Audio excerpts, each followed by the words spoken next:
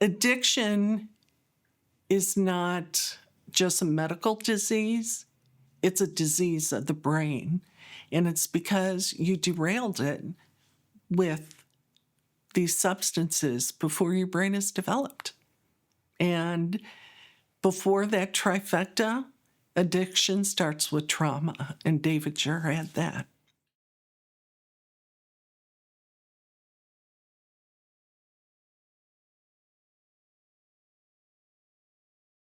Growing up, he was very athletic. He was funny. He was smart. He had two younger brothers. We had twins when he was not quite 3 years old. So we had three under three. But he would teach them how to rollerblade and how to ride their bikes. And he was a good big brother. And he was very protective of them too. David was a happy child. He was so funny and adventurous. By the time he was 2, he had been on 20 flights. We had taken him everywhere with us. Wasn't afraid of anything. We took him everywhere, and he was just a very good-natured kid. Spent a week with my parents up in Chicago and got to spend time with Grandma and Grandpa, and wasn't afraid to go do that. He really didn't like school, even though he was a very smart kid. School was fine until 9/11 hit. And in 9/11, it changed him instantly. The next day, we got to the bus stop, and when the bus turned the corner, he just started shaking head to toe. And that's when really everything started to change. I found out that kids around that age knew enough about what was going on, but not enough to process it. So I'd find him in the corner of his room, just curled up in a ball because he was afraid Bin Laden was going to come and get him. And I had to explain, he's not coming to Dayton, Ohio, because that's where he grew up. But I think his sense of security was gone. It was stripped from him. And then he got scared. He didn't want to go to school. Every day was a struggle. And then he didn't want to do projects. He couldn't break projects down into tasks, and he found everything overwhelming. And it was in 4th grade where he had a teacher who said, "Your son is suffering from anxiety." And we went to the doctor, and of course, they referred us to a psychologist and saw a nurse practitioner, and they, in 20 minutes, decided he had ADHD and wanted to put him on a pill. And I said, I'm not going to do that until the teachers take the test. And of course, when I got back to the school, the teachers took the test, and he didn't have ADHD. None of them saw that in him. And the 4th grade teacher, Mr. Cassidy, he was the one who said, I see myself in your son. He has anxiety.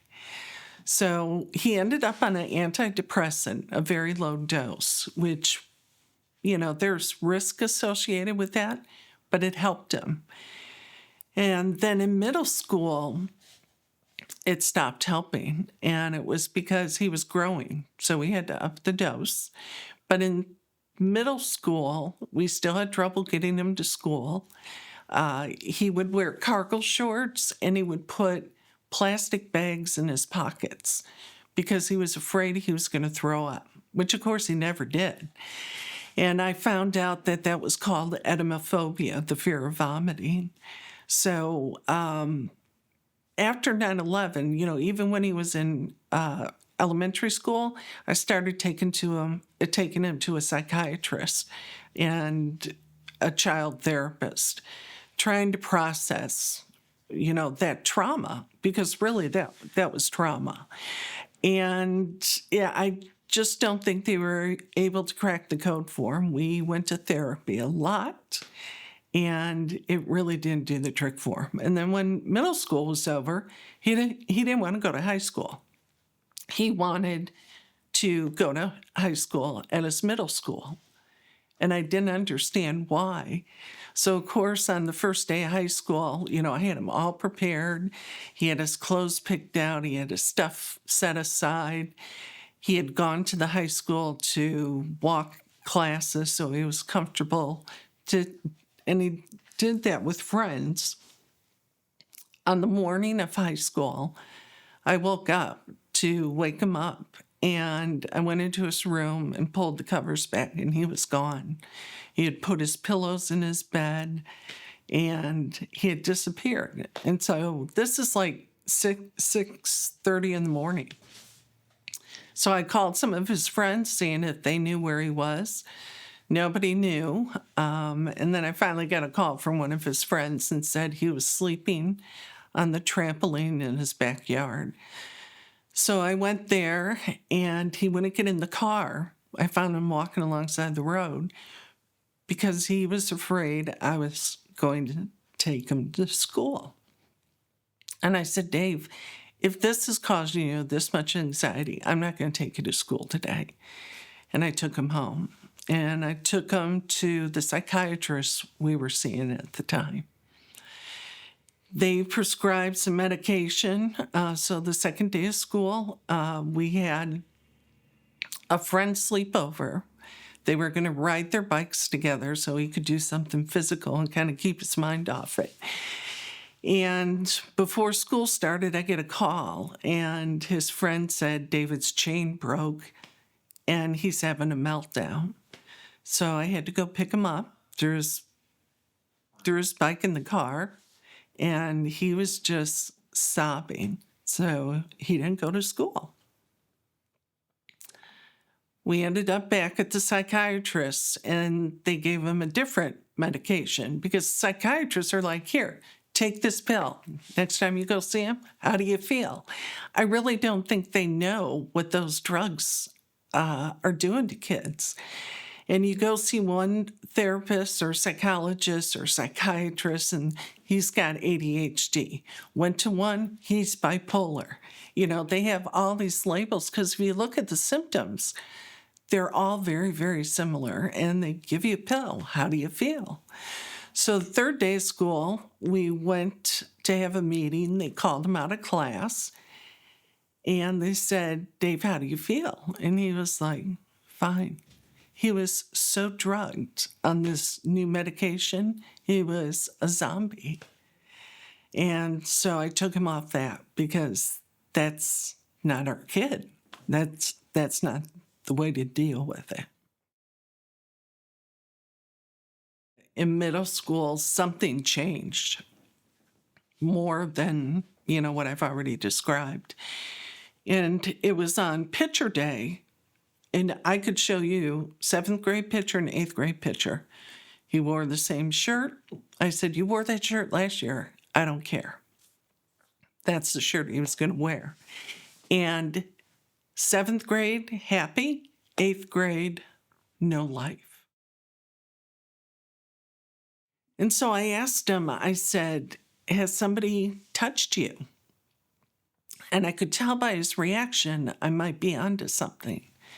And I said, was it a teacher? Was it a coach? Was it your dad? Was it grandpa? And he's like, no. But I never said a peer. And later I found out he was abused by a peer. They teach you as a parent signs to look for, but I don't remember them telling me to look for a peer. It didn't occur to me. And that happened to him. And he just couldn't tell me.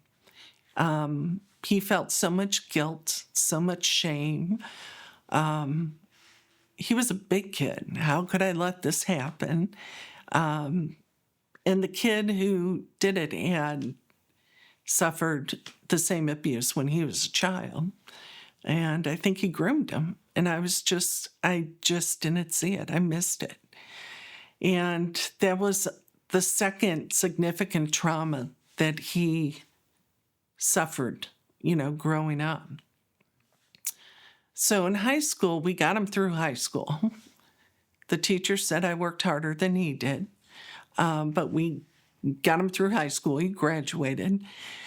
But in his senior year, he was shooting hoops at lunchtime. That's what he liked to do. He was 6'6", and he stuffed a basketball, and he came down wrong, and he jarred his back. And we made him work. I thought, well, maybe if he's working, making his own money, sense of accomplishment. And besides, that's what you do, is you start working. And he was a busboy, and he bent over to pick up a glass off the table, and his disc exploded. He had a herniated disc, and it just wouldn't heal. We went to the orthopedic surgeon. He said, definitely a herniated disc. Come back in 6 weeks if it doesn't heal. Came back in 6 weeks. They said, let's go 6 more weeks. And he had sciatic pain all the way down his leg. His foot was starting to flop. He wasn't faking it. You could see it on the MRI. So after he graduated high school, he had back surgery. And with that surgery, which is pretty painful, they gave him Percocet. And later I found one of his journals, and it said, I took my first Percocet and I knew it was game over. And from that point, he had continual sciatic pain. At least that's what he said, and to this day, I don't know if it's true. He would go in for those spinal injections because they gave him 10 Percocet. I didn't know it, but he was buying Percocet on the street for about 2 years. One day, I got a phone call from his friend, and he said, is David okay? Is David okay? And I said, he's fine. He's shooting hoops, because that was part of his routine. He would meet some friends at a gym, and they would shoot hoops. He goes, no, he's not there. He was shot. And I said, what are you talking about? And right at that time, one of my twins came flying down the stairs, and he got a text from the brother, the kid he was with. And he goes, Mom, David's been shot. So I hang up the phone, and I'm pacing. I'm thinking, in parenting books, they don't teach you, what do you do when your kid just gets shot? I don't even know where he is. So I called the local police department. They said, no shootings here. And that's when the hospital called on the phone. And I answered the phone, and it was my son. And he said, quote unquote, Mom, don't be mad, but I've been shot. And I thought, okay, he's not in surgery. His biggest concern that I'm going to be mad at him, I think he's going to pull through. So I went to the hospital, and he was like a cat with 9 lives. He had a clean shot through his inner thighs, and it was 1 bullet, 4 holes, because his legs were crossed, and it went in one, out the other, in one, out the other. And they just cleaned him up after they did a CAT scan to make sure the bullet didn't fragment or something. And he's like, yeah, he's fine. And I thought maybe this will teach him a lesson. But at the hospital, his friend showed up, and that's when they told me he was buying Percocet on the street for 2 years. That's when I found out he had a problem. What he ended up doing was he was on his way to play basketball, and the friend he was with said, hey, I've got a friend who's got some perks. And David thought, oh, great, I can take a Percocet, I can go play basketball, and I won't be in pain. So they went to this kid's house who lived with his grandparents, and they were sitting around a table. There were 4 of them, and they were listening to music, and the kid was drunk, high out of his mind. He went into his room, came back with a gun, and started playing Russian roulette with himself. And that's when the other 3 kids jumped up, hid behind the refrigerator. David went outside the door, which I thought was a good idea. Run away. And the kid yelled at him, said, "Come back or I'm going to hunt you down." So he came back and leaned against the wall, crossed his legs and said, "Hey, put the gun down." And he went up and didn't think there was a bullet in the chamber, but there was. So that's how it happened. He went to buy a Percocet. And I didn't know that. You know, Percocet wasn't the first thing he experimented with. When he was in middle school, he started chewing tobacco, which drove me insane. Disgusting habit. And I made him research it, write a paper, including pictures of it. So he would say, maybe this isn't the best thing to do. That didn't faze him. And then cigarettes started. Then pot started. And, you know, it's easy to ground your kids and tell them not to smoke pot, but they find a way to do it. And now I know that the development of the brain doesn't complete until you're 25 or older for executive skill functioning, which is how to make good decisions and things like that. But if you smoke tobacco, that nicotine hinders brain development. If you smoke pot, marijuana hinders brain development. And if you drink, which he didn't like to do, thank goodness, if you drink, alcohol affects brain development. So that's the trifecta: nicotine, marijuana, and alcohol. And in fact, since then, I found out there was a survey done by the CDC, or a study, I guess they would call it, and people that are in prison, 90% start with the trifecta before they're 17 years old. I'm on the advisory board of Steered Straight, which is a nonprofit. It's the #1 speaking organizations to schools about prevention of drugs and education. His survey was 11,973 prisoners, I think the number was. His study showed 96% start with alcohol, tobacco, and marijuana. Everyone says, you know, pot does have some medicinal properties. I'll give you that. But it also derails the brain. But the concern I have, even with dispensaries, 50% of outside growers are owned by China. 80% of inside growers are owned by China.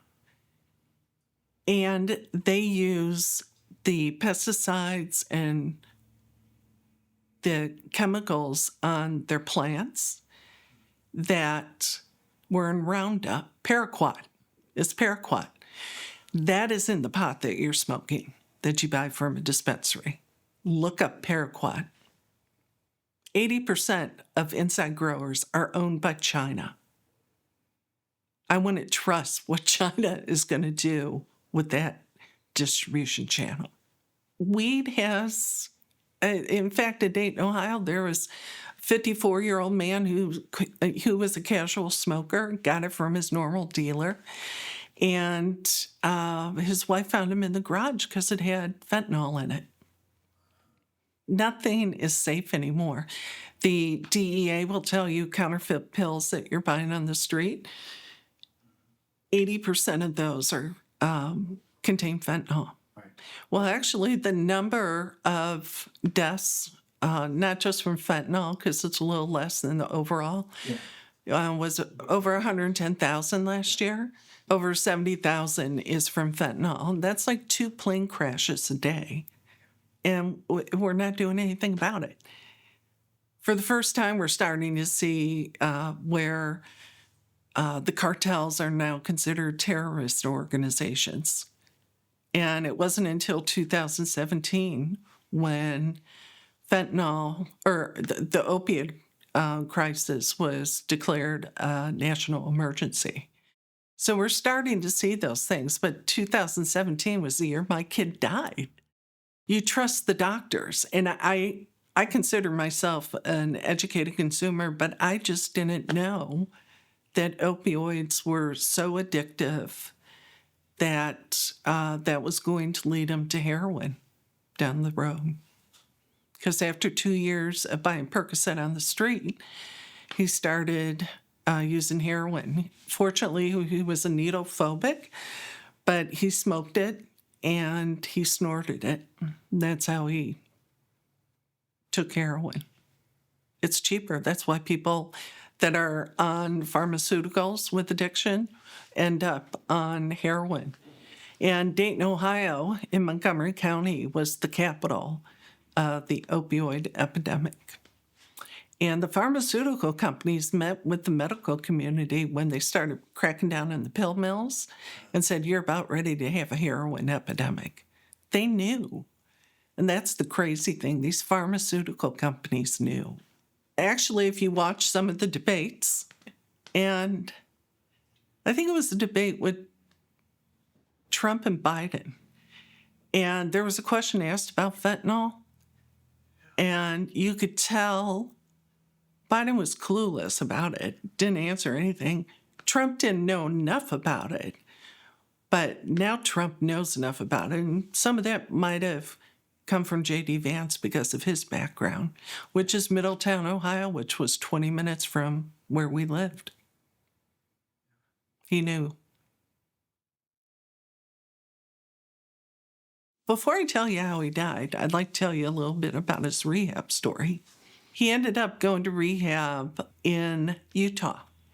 And I had an insurance policy. When I called, they said, you're lucky you have an unlimited policy. I was like, thank you.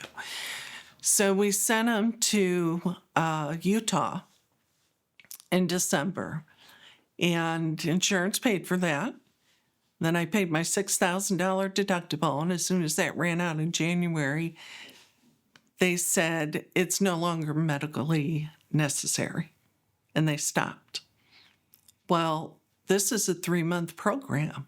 And rehab, you can't go for a week. First of all, the person suffering from addiction has to be ready for it, and he was ready for it. So we took out a second home mortgage for $40,000 to keep him in Utah. And I thought maybe he won't go to college, but at least now he'll have a chance at a life. And he had a lot of clean time, but along with clean time came some relapses. So in and out, for a period of a few years, ended up coming back to Dayton. He had some court issues that we forced on him to get him into rehab. And he relapsed really, really bad.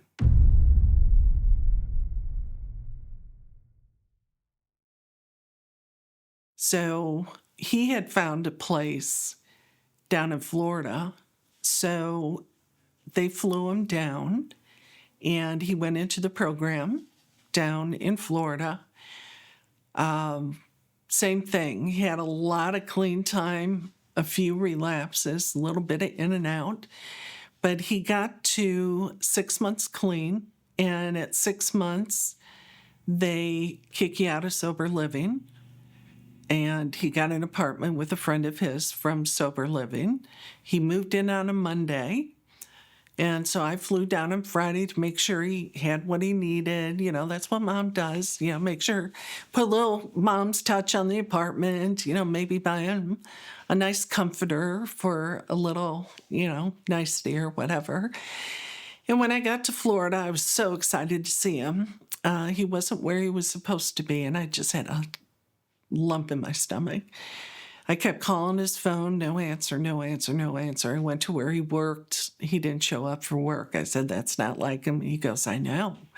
And they said, call us if you find out what happened. I want to make sure he's okay. So I knew which apartments he had moved into. I found his car. Couldn't find anything in his car. I went to the office to ask which apartment he was in. I went up there. No answer at the door, and I went back and I said, you need to let me in his apartment. They said, we can't. We're not allowed to do that. I said, you have to. I think he overdosed. I think he's dead. And they let me in the apartment, and sure enough, I found him and he was dead, and it was the worst day of my life. And I was by myself. I didn't have anyone with me, but I brought him into this world, and I was able to be there to take care of him at the end as well. As hard as that was, I think it was better than getting a phone call 1,000 miles away. I called my brother. He lived in Florida, and he came over the next day.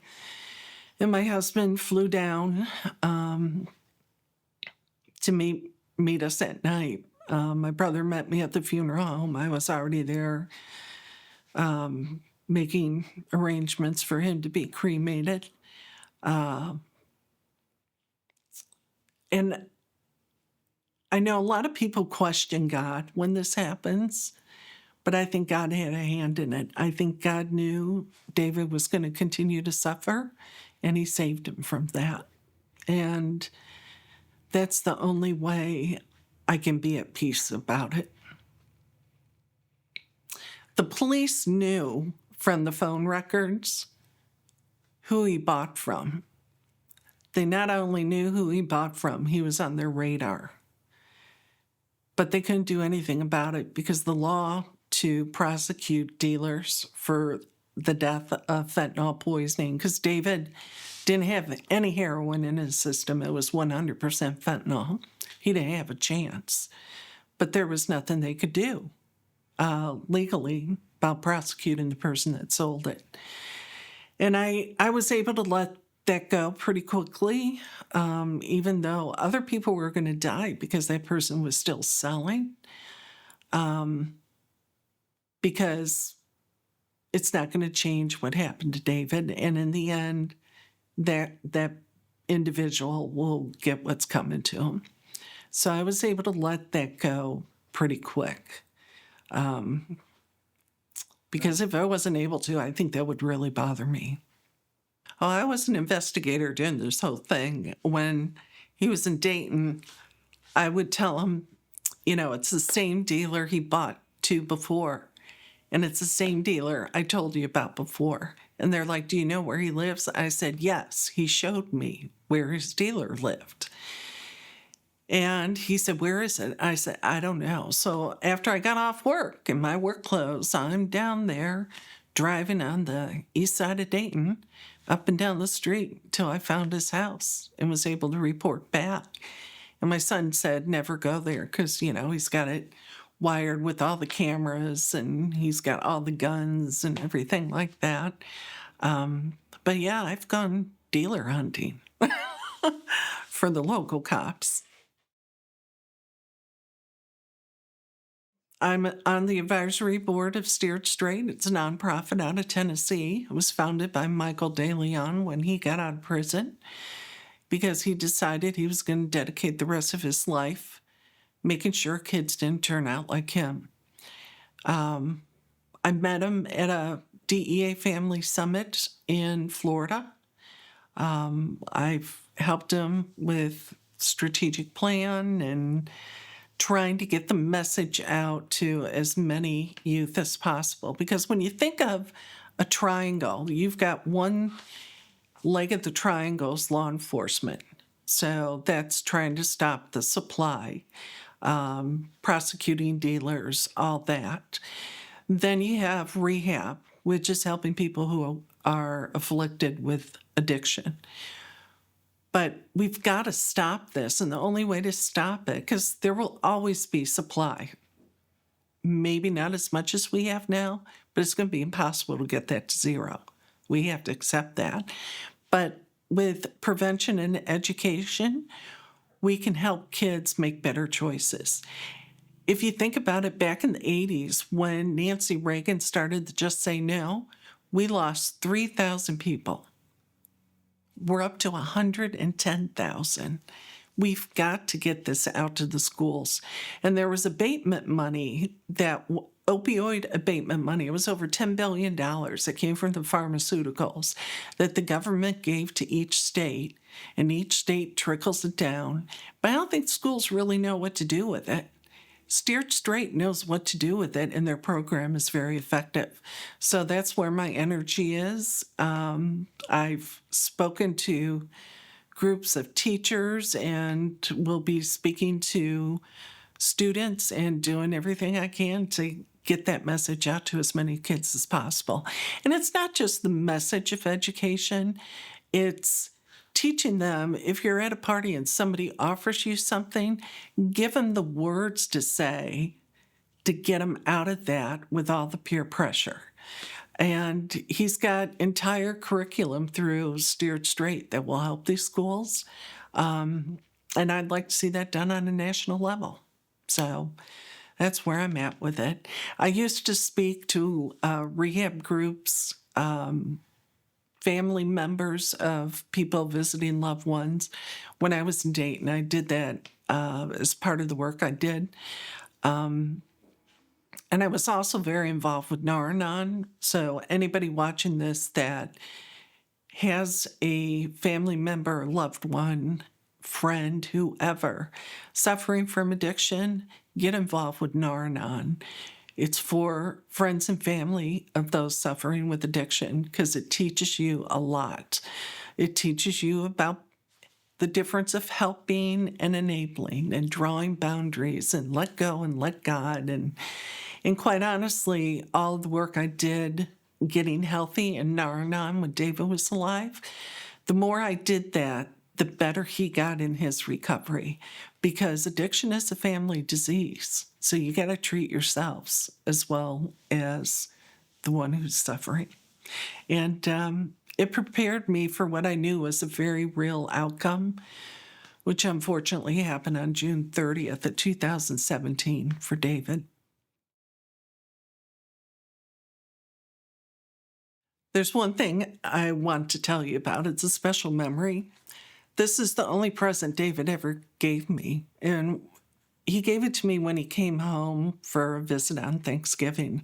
And it's a box he bought in Florida, but inside it's a Christmas ornament that I take out every year because it says, "I'm lucky to have a mom like you."